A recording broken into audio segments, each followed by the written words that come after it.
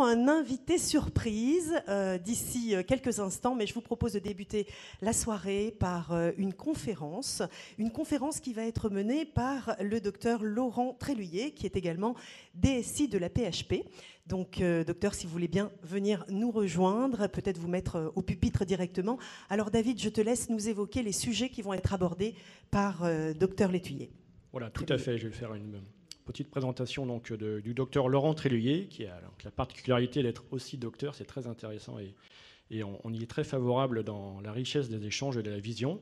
Donc, vous allez pouvoir ce soir nous faire un état des lieux de l'IA, du déploiement de l'IA au sein de la PHP, et nous évoquer les expérimentations et la déclinaison dans la recherche, dans la politique de soins que vous connaissez tant au sein de la PHP. Bonne conférence.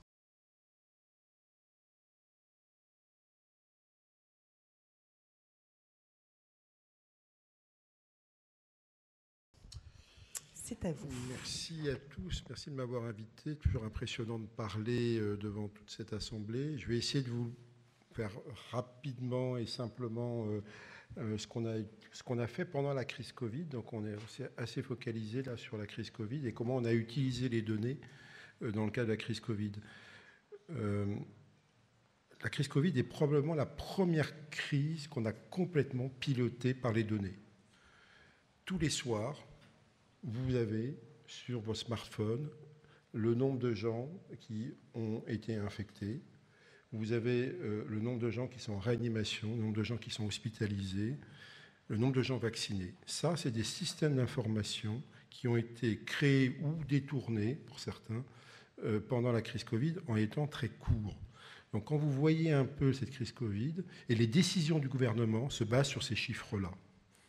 Les décisions de vous mettre un masque, ce soir ou pas, de remettre un masque pour les enfants depuis hier, se sont basées sur le taux d'incidence, sur le taux de malades hospitalisés, en réanimation, etc. Donc vous avez la première crise pilotée d'un point de vue politique par les données. Et donc c'est ce sur quoi on va parler, là on va parler de l'IA et de ce qu'on a fait nous au sein de la PHP, mais c'est complètement intéressant, on ne l'a peut-être pas assez mis en avant, et ça sera aussi un débriefing de cette crise, de voir comment on fait perdurer tous ces systèmes d'information qui alimentent quotidiennement les décisions gouvernementales. On a un entrepôt de données de santé à la PHP qui est constitué depuis 2015. On avait, et on parlera des enjeux de la pandémie, on va parler sur la base de données sur les patients atteints de Covid. On a fait une base de données spécifique, les différents résultats, les perspectives. Donc le contexte, c'est on a créé donc en 2015 cet entrepôt de données. On est sur un cloud privé, c'est hébergé au sein de l'AP, avec des multiples jeux de données qui viennent, on verra tout à l'heure, de la plupart de nos systèmes d'information. On a mis en place des outils, on a créé des outils d'accès aux données. On a mis en place une animation au sein de nos chercheurs et au sein de nos médecins au service de la donnée, avec des expertises pour conduire les projets, un environnement pour des solutions innovantes. On est hébergeur de données de santé, donc on a mis en place cette infrastructure sécurisée au sein de nos 2 data centers. C'est un choix qu'on a fait au départ. C'est un choix qu'on pourra remettre en cause. On travaille sur cette notion de cloud de confiance actuellement pour voir, effectivement, on n'a pas vocation à monter des infrastructures extrêmement fortes. Pour le moment, ça nous suffit, mais clairement, on ira sur des clouds de confiance respectant un certain nombre d'éléments de souveraineté. On a un espace de données autorisé par la CNIL, et ce n'est pas simple d'être autorisé par la CNIL. Ils sont attentifs à un certain nombre d'éléments. Et on a mis en place une offre de service pour la recherche. Et ce qu'on a créé dans le cadre de l'entrepôt de données au moment de la crise Covid, c'est aussi un espace pour la notion de pilotage. Et on a mis en place un lab numérique. Donc quand vous voyez, donc là c'est depuis 2016, on est parti donc sur un format qui s'appelle I2B2 qui était créé par des Américains, enfin les universités de la côte Est, et on est en train d'évoluer techniquement. Je n'ai pas développé ça. Vous voyez donc on a travaillé depuis lors sur un certain nombre d'évolutions et de gouvernance et techniques. Et l'idée c'est bien de développer la recherche sur données à l'échelle de la PHP. Et c'est aussi faciliter le pilotage de l'activité hospitalière et appuyer la recherche sur données en réseau. Là, on est en 2021-22, on verra qu'on a des perspectives pour optimiser les essais cliniques et évaluer les technologies de santé. Donc ça, c'est une belle chose pour dire qu'on a beaucoup de serveurs, on a de la GPU, on a de la puissance informatique. Il n'en faut pas tant que ça. Enfin, c'est quelque chose qui est accessible à un établissement de santé, où on a des data lakes, etc. Donc on a nos sources de données, et on met tout ça, on intègre les données, on standardise, et on fait des API pour les sortir. Donc ce n'est pas simplement que des data scientists qu'il faut en compétences, c'est toute une chaîne de compétences qui vont des systèmes de production à l'utilisation des données. Souvent, les gens se mettent à droite, disent qu'il faut des data scientists. Moi, le plus compliqué pour nous à recruter, en tout cas, et à mettre en forme, c'est nos data ingénieurs qui sont plutôt sur la phase d'intégration. Et c'est là, parce que c'est un métier ardu, pas forcément sexy, et on ne produit pas les choses pour les chercheurs, mais c'est un élément important, effectivement, dans notre chaîne. On a une alimentation quasiment en temps réel. On est à J-1 pour le moment. On fait plutôt en batch la nuit, mais on alimente les données en J-1. On est en train de regarder si on pouvait avoir des données avec une différentielle d'alimenter toutes les 5 minutes. On l'a testé sur un certain nombre d'éléments. Techniquement, c'est faisable. Savoir si on fait l'effort de le faire derrière. Donc on commence à avoir des choses un peu en temps réel. On a expérimenté, par exemple, pour les données de réanimation qui viennent des différents appareils biomédicaux. C'est quelque chose qu'on teste. Donc, alors, comme on est le plus grand hôpital européen, on a le plus grand EDS européen, c'est un avantage. On est toujours le plus grand. Voilà. Mais, alors, je dis ça et personne ne m'a contredit. C'est aussi un avantage, c'est-à-dire que probablement que les Anglais sont plus gros que nous. Voilà, parce qu'ils ont la NHS et les trusts. Alors, ce n'est pas évident, parce que quand vous regardez vraiment, vous fouillez ce qui se passe en Angleterre, finalement, c'est aussi une organisation par trust et pas forcément une organisation nationale. Donc là, vous avez donc plus de 12 millions de patients, 30 millions de séjours, 25 millions de diagnostics, etc. On a plus de 70 millions de documents et ça alimente évidemment tous les mois, on augmente le nombre et avec un périmètre qui augmente. Hein, donc là, on est en train de travailler sur la NAPAD, sur les SAMU, sur les lames virtuelles, sur la cancérologie. On est en train d'intégrer des données externes comme tout ce qui est pollution air, etc. Donc vous voyez, on augmente aussi bien en termes vertical qu'en termes en profondeur et en nombre. Donc là, coronavirus, vous savez où on en est. On a eu un enjeu urgent d'exploitation de données parce que le directeur général, il voulait savoir combien on avait de patients au sein de l'AP, comment ça se passait, comment on pilotait. Enfin, voilà. Donc on a eu un besoin de pilotage pour avoir nos nombres de lits et comment on augmentait nos capacités hospitalières. Donc on a eu très rapidement, fin février, début mars, des demandes très fortes de données et dans un contexte de tension extrême où les structures bougeaient tout le temps, puisqu'on crée des structures pratiquement tous les jours. Et donc on a eu un sujet de référentiel de structure très très rapidement. On a déployé de la télémédecine de manière très rapide, projet Covidom. Donc il a fallu à chaque fois créer des systèmes de pilotage en même temps qu'on crée les systèmes de production. Il fallait comprendre les caractéristiques de la maladie. Au début, rappelez-vous, en mars 2020, on ne connaissait pas tout. Et donc, on s'est mis dans cette configuration d'aider nos chercheurs à le faire. Prédire l'évolution des patients pour optimiser les prestations de soins et investiguer les options thérapeutiques. Donc, en mars 2020, on a fait une task force, data, inédite. Donc, on a travaillé, on a multiplié par 5 le nombre d'acteurs qui travaillaient sur le nombre sur la partie EDS. On arrivait à une centaine de personnes. Soit mes équipes, soit du pro bono. On a eu beaucoup d'aide en fait extérieure, avec des équipes qui étaient au chômage, hein, parce qu'elles étaient plus occupées dans les projets. Donc on a eu beaucoup de sociétés qui nous ont proposé leur aide. Et ça a été un assez gros travail d'intégrer toutes ces compétences-là au sein de l'EDS. Mais en 3 semaines, on est monté à une centaine de personnes, voilà, très très rapidement là-dessus.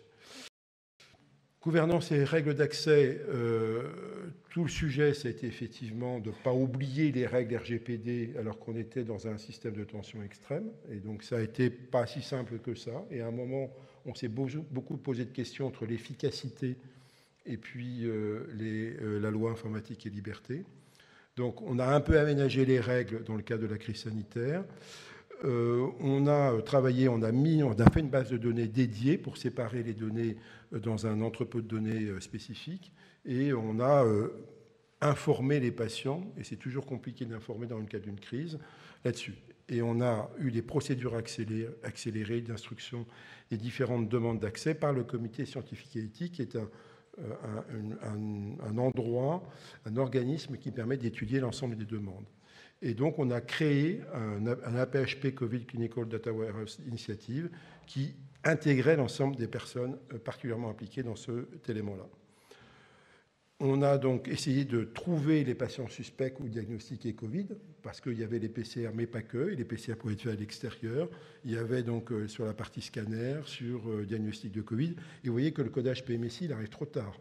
Le codage PMSI se fait après le séjour. Donc, quand on a commencé à proposer de faire des bases de données sur le PMSI, on était déjà à 15 jours de retard, ce qui n'allait absolument pas dans le cadre.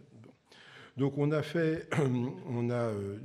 donné un statut Covid défini par les investigateurs, en fonction de ce que c'était un radiologue, un virologue, où on a des petites variations de chiffres, mais on est monté sur des cohortes de 15 à 20 000 patients soignés à la PHP qui ont été traités par le Covid. Donc c'est des grosses cohortes, en fait, et ça fait partie des plus grosses cohortes mondiales. Qu'on a en tout cas sur un certain nombre d'éléments, par exemple sur le nombre de scans thoraciques, on est dans les plus grosses cohortes mondiales. Avec des critères d'inclusion, donc PCR positive, avant l'émission, 3 jours après, comme CIB10. On a eu des critères d'exclusion pour un certain nombre d'études. Ça, on vous donne un exemple d'une étude par Lombardi, mais donc comment on intégrait l'ensemble des données qui venaient de nos différents systèmes d'information, en sachant qu'on avait une hétérogénéité. Nous, on a Orbis, mais on a aussi du DSCare, on a un certain nombre d'éléments, on a d'autres éléments qui sont là.